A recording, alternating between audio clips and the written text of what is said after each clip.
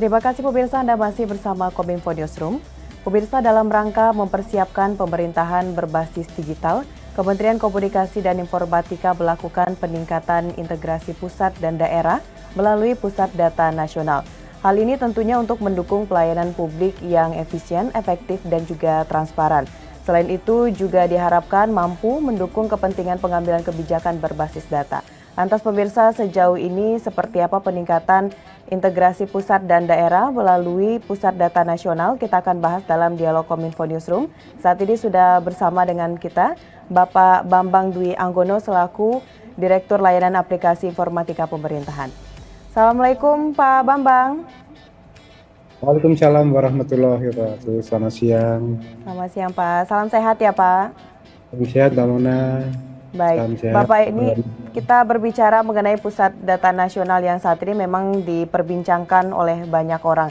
Nah, tentunya hal ini kalau kita dengar sekilas bahwa pemerintah ingin melakukan satu data begitu Pak ya. Jadi masyarakat ataupun pemerintah tidak kesulitan lagi dalam mengeluarkan kebijakan yang berbasis data tersebut. Namun sebelum kita lebih jauh membahas sejauh ini seperti apa Pusat Data Nasional itu, Bapak di awal mungkin bisa disampaikan juga kepada pemirsa sebenarnya apa alasan pusat data ini harus dikonsolidasikan secara nasional, Pak?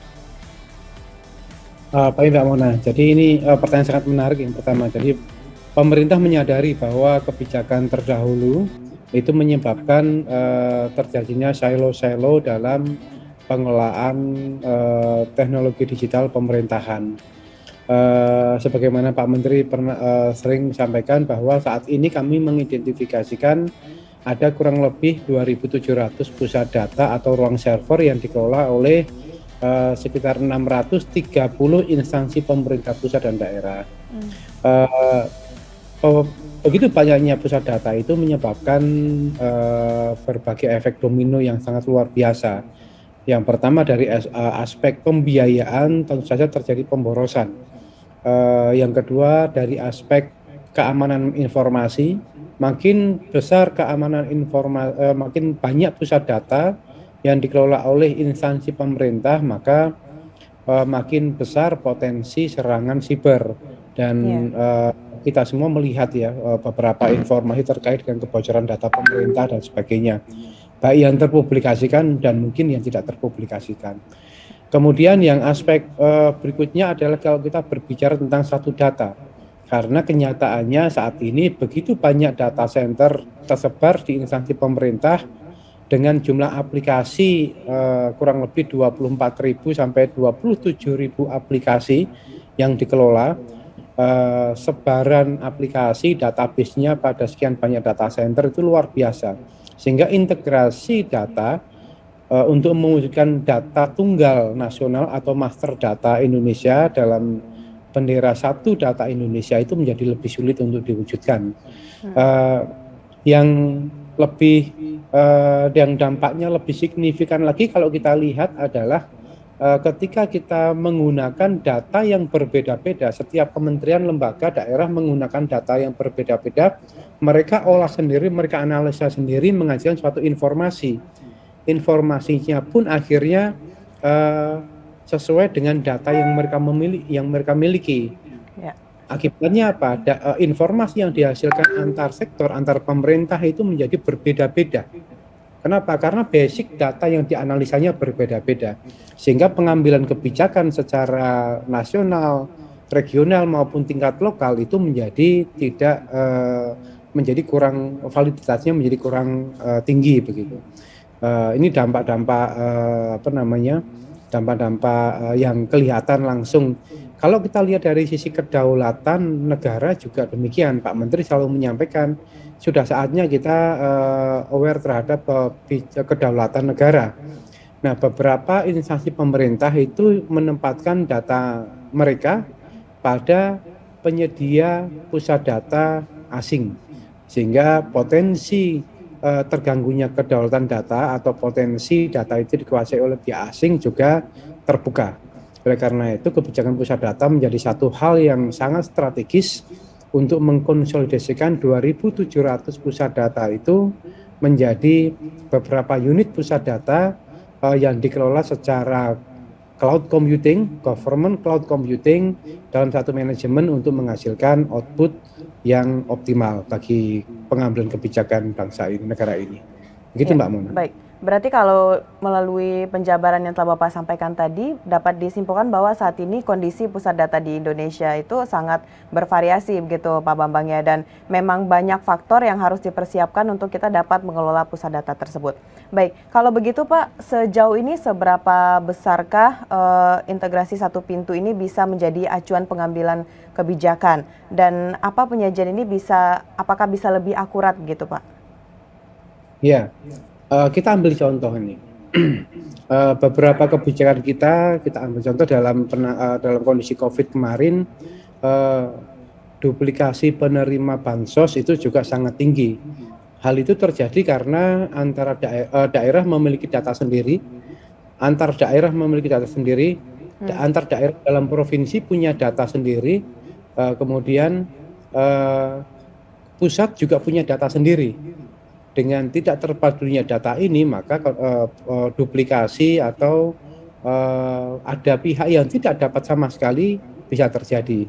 Oleh karena itu memang PR kita bukan hanya mengkonsolidasikan pusat data atau data center pemerintah, kita tutup data center yang tidak memenuhi standar internasional pengelolaan pusat data, tetapi kita juga perlu melakukan standarisasi data dan penyusunan master data Indonesia, sehingga setiap instansi pemerintah melakukan analisa terhadap data yang sama, menghasilkan informasi yang akurat karena sumber datanya satu.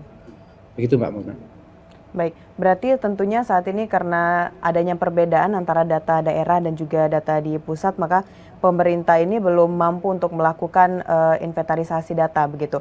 Pak Bambang, kita sejauh ini juga melihat bahwa Batam merupakan salah satu daerah yang akan dibangun PDN ini, Pak. Selain Batam itu daerah mana lagi, Pak? Dan kira-kira pertimbangannya memilih daerah tersebut seperti apa ini, Pak?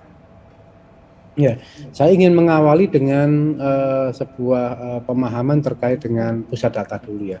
Karena nanti menyangkut dengan investasi dan penentuan lokasi-lokasi yang layak untuk data center pemerintah maupun investasi data center di Indonesia.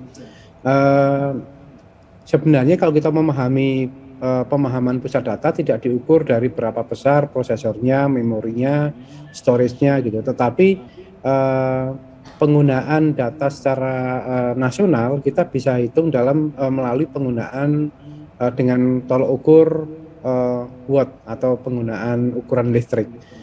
Di Indonesia saat ini satu individu itu menggunakan 1 watt listrik untuk menyimpan data mereka secara digital. Kalau kita perbandingkan dengan Jepang misalnya, itu per individunya itu menggunakan 10 watt listrik untuk manajemen data digital. Kalau kita banding lagi dengan Singapura, itu kurang lebih 1 jiwa itu menggunakan 100 watt untuk data digital. Perbedaan yang signifikan antara Indonesia, Jepang, Singapura itu memberikan pemahaman bahwa sebenarnya investasi data center di Indonesia itu sangat besar. Terkait dengan investasi ini, beberapa lokasi yang layak untuk dijadikan lokasi data center agar bisa memenuhi standar internasional itu di Indonesia sebenarnya tidak banyak sebenarnya. Lokasi-lokasi yang layak untuk pusat data itu harus memenuhi banyak kriteria. Kita ambil contoh, dia harus memiliki setidaknya 2 sumber listrik, direkomendasikan 3. Kemudian dia harus memiliki akses internet berkecepatan tinggi yang bersumber setidaknya dari 3 internet service provider. Kemudian dia harus ditopang dengan supply yang sifatnya redundantif atau ada cadangannya. Misalnya kebutuhan air itu harus bersumber dari sekian banyak sumber air, kemudian kebutuhan gas dan sebagainya. Sehingga memang cukup tinggi itu dari sisi kebutuhan supply-nya. Dari sisi kualifikasi untuk daerahnya sendiri itu ada perhitungan minimal 100 tahun tidak menjadi pusat gempa bumi gitu misalnya. Ya. Kemudian tidak terjadi banjir, tidak menjadi titik lokasi banjir dalam sekian puluh tahun. Hal ini menjadi dasar bagi pertimbangan untuk menempatkan data center. Di Indonesia sendiri, lokasi-lokasi seperti itu yang kami identifikasikan ada di beberapa tempat. Kalau di daerah Jabodetabek itu di kawasan Bekasi, Cikarang itu memenuhi kriteria untuk tersedianya listrik, akses internet, dan sumber daya dasar untuk menopang hidup sebuah data center. Lokasi lainnya ada di Batam. Karena Batam itu ada lebih dari 5 sumber daya listrik. Kalau tidak salah ada 8. Kemudian kota Surabaya itu juga termasuk daerah yang secara geografis itu layak untuk menjadi area pusat data. Tantangan kita sebenarnya kita masih memiliki daerah-daerah lain di Indonesia yang bisa menjadi lokasi pusat data berstandar internasional. Seperti Kalimantan, kemudian Sulawesi dan seterusnya. Tetapi memang perlu diadakan riset dan pemerintah perlu mendorong terwujudnya kawasan ekonomi khusus untuk pusat data berstandar internasional. Nah, ini tantangan bagi kita semuanya dan potensi investasinya itu sangat tinggi. Kalau tadi saya sebutkan 1 watt per kapita Indonesia, kita ngejar setara dengan Jepang 10 watt, maka nilai investasi yang bisa kita tawarkan pada investor data center itu sampai dengan 2,7 sampai 2,8 gigawatt. Dan itu nilai yang tidak kecil ya, nilai sangat besar. Untuk pemerintah sendiri saat ini mempertimbangkan beberapa lokasi untuk pusat data.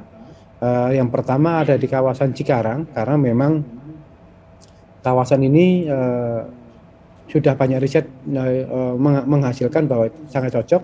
Kemudian yang kedua di Batam. Ketiga pemerintah dalam ini Presiden dan Bapak Menteri merencanakan pembangunan di kawasan ibu kota negara baru di Kalimantan Timur. Dan yang keempat ada di kawasan di Labuan Bajo untuk melayani akses internet untuk menjamin SLA tinggi bagi layanan internet di kawasan Indonesia Timur. Di Labuan Bajo sendiri juga menjadi jalur dalam pemasangan fiber optik dan penyediaan akses listrik yang memadai. Begitu Mbak Wana. Baik, berarti memang harus ada persiapan yang sangat matang dari pemerintah untuk membangun pusat data nasional ini. Dan tadi Bapak juga menyebutkan ada 4 daerah begitu Pak, ada Cikarang, Batam di kawasan ibu kota negara baru dan juga Labuan Bajo yang akan dibangun pusat data nasional ini. Tentunya Pak Bambang dalam mempersiapkan hal tersebut juga harus didukung dengan kesiapan dari sumber daya manusia. Nah, sejauh ini seperti apa Pak strategi dari Kementerian Komunikasi dan Informatika dalam menyiapkan sumber daya manusia tersebut, Pak? Nah, ini pertanyaan yang luar biasa dan ini menjadi PR bagi kita semuanya. Karena sampai dengan hari ini kami komunitas pengelola data center di Indonesia selalu berbicara bahwa salah satu tantangan besar Indonesia adalah menyediakan SDM yang memiliki kemampuan profesional dalam pengelolaan pusat data nasional dengan standar internasional. Pengelolaan pusat data dengan standar internasional. Perguruan tinggi kita banyak menghasilkan ahli-ahli di bidang IT, tetapi kebutuhan untuk pengelolaan pusat data bukan hanya orang-orang di bidang IT, tetapi mereka yang memiliki kemampuan dalam building management, mechanical electrical, data analitik dan sebagainya. Dan profesional seperti ini masih sangat jarang di Indonesia. Dengan pertumbuhan data center secara umum, baik pemerintah maupun non-pemerintah, secara umum di Indonesia masih kekurangan sebenarnya. Untuk data center bagi pemerintah sendiri ini juga menjadi tantangan yang lebih besar lagi. Karena untuk bisa mengelola pusat data dengan standar internasional, itu perlu kualifikasi personel dengan standar kualifikasi profesi, sertifikasi profesi, bukan hanya tingkat nasional tetapi harus bersertifikasi profesi tingkat internasional. Di lingkungan pemerintah sendiri akan sangat sulit menemukan orang-orang seperti ini. Cukup banyak yang ahli IT, tetapi tidak banyak yang memiliki kemampuan di bidang pengelolaan data center atau government cloud-nya, karena berbeda antara IT, data center dengan cloud management itu ahli keahliannya sangat berbeda. Sehingga pemerintah memutuskan untuk pengelolaan pusat data nasional bagi pemerintah ini dibentuk satu unit khusus dengan rekrutmen baru pegawai dengan kualifikasi khusus. Nah, karena kualifikasi khusus ini bila dihadapkan dengan standar biaya pemerintah juga menjadi tantangan baru lagi, maka Kementerian Kominfo dalam hal ini Direktorat Layanan Aplikasi Informatika Pemerintahan sudah melakukan suatu kajian akademis untuk penyusunan unit pelaksana teknis pengelola pusat data nasional, termasuk di dalamnya kualifikasi teknis yang harus disediakan oleh pengelola atau UPT ini, dengan harapannya kita mendapatkan reward yang memadai sesuai dengan kualifikasi yang dimiliki.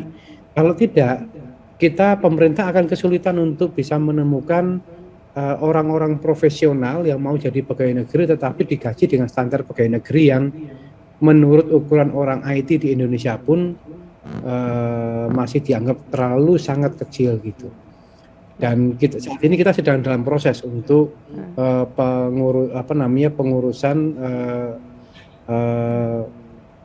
unit pelaksana teknis pengelola pusat data nasional ini, dibantu tim secara kompak oleh Kementerian Kominfo, baik dari Direktorat Layanan Aplikasi Informatika Pemerintahan, Dirjen Aptika, Kesekjenan, Biro Organisasi dan Kepegawaian dan sebagainya, dan kerjasama yang baik dengan Kemenpan juga. Semoga segera terwujud lembaga ini. Ya, melakukan rekrutmen merupakan salah satu strategi yang dilakukan oleh Kementerian Komunikasi dan Informatika ini untuk bisa mempersiapkan SDM gitu Pak ya, agar Pusat Data Nasional ini bisa berjalan dengan sukses.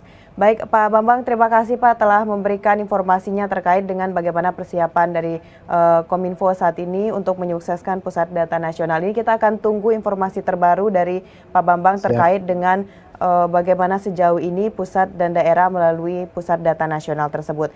Pak Bambang, terima kasih Pak. Salam sehat, selamat melanjutkan aktivitas. Sehat selalu, terima kasih. Baik pemirsa, itulah dialog kita dalam Kominfo Newsroom kali ini bersama dengan Bapak Bambang Dwi Anggono selaku Direktur Layanan Aplikasi Informatika dan Pemerintahan. Setelah ini tetap bersama kami karena kami akan kembali dengan berbagai informasi lainnya. Tetaplah bersama Kominfo Newsroom.